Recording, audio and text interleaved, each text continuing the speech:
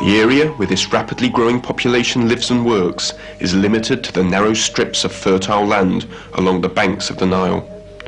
The famous wheat distillery is now too small. The construction of the high dam has to meet the needs of the whole of the United Arab Republic. A large lake extends deep into the Sudan, making it possible to irrigate vast areas and to increase cultivation, while the electric energy produced allows new industries to emerge.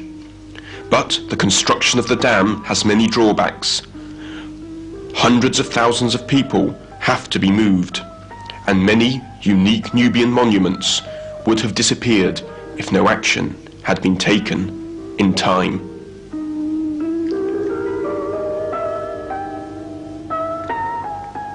The whole world is moved by the dangers that threaten the Nubian monuments. The United Arab Republic appeals to Unesco, which launches an international campaign to save Egypt's heritage. More than 50 countries agree to participate in financing the project. And then starts the race against time and the rising of the water level. Several plans are proposed, and finally the following one is adopted.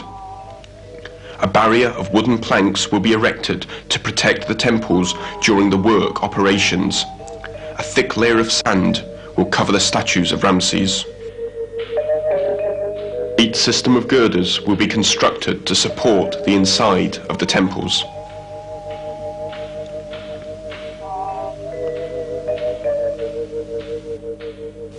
Finally, all the rocks surrounding the temples will be cleared away, leaving a protective armor of 80 centimeters.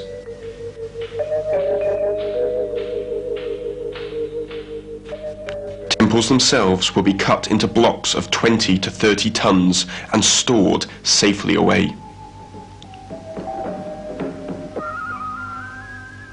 Then the temples will be reassembled on a new site 60 meters higher and their natural surroundings recreated.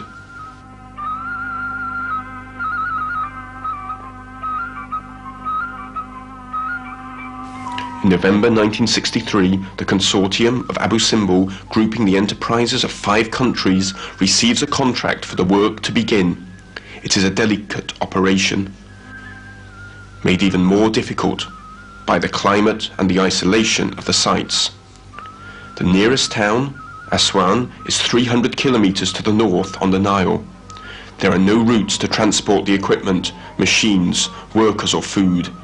Any equipment coming from Europe takes 5 months to arrive to its destination.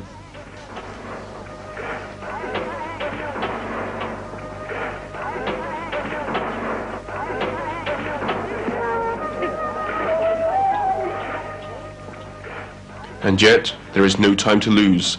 Even before building lodgings for the workers, the work of the supportive barrier must start. Its height must reach 28 meters above the water level.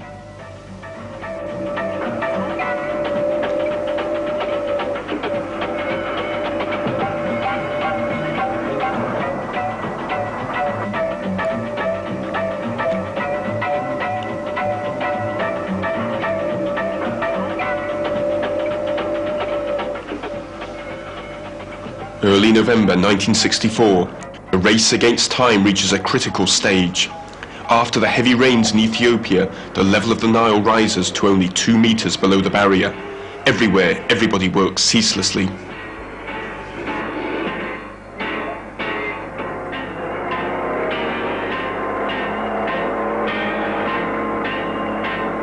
All the work on the blocks can start, or the facade has to be covered with a thick layer of sand to protect it from the falling stones. In the most sensitive places, the sand is applied by hand. Trained excavators level the plateau of the temple.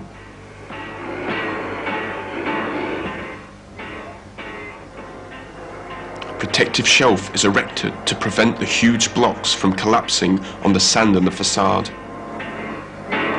Broken rocks are used in the construction of the barrier.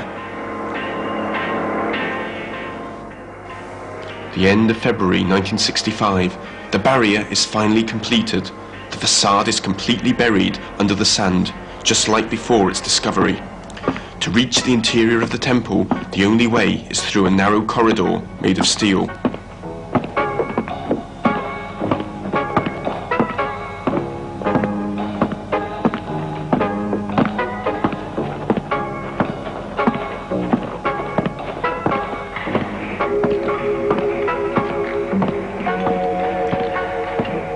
Inside the temple, 240 tons of steel beams provide support.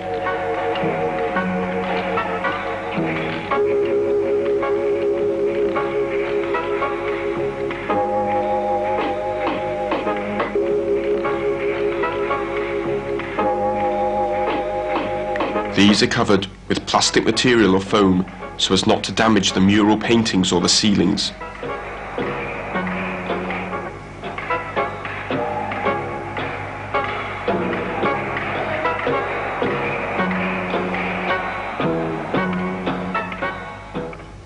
Each segment is numbered for the future reassembling of the monuments.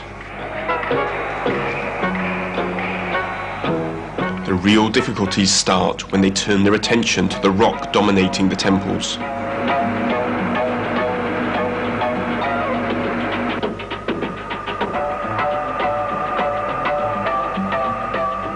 The rapid movement of the metal wires separate the enormous blocks.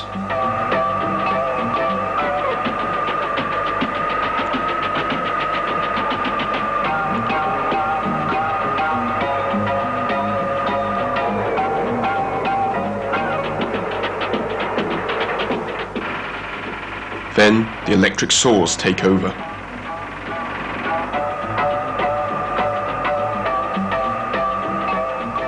But this is still only a general rehearsal. It isn't necessary to be precise here. Large incisions are acceptable.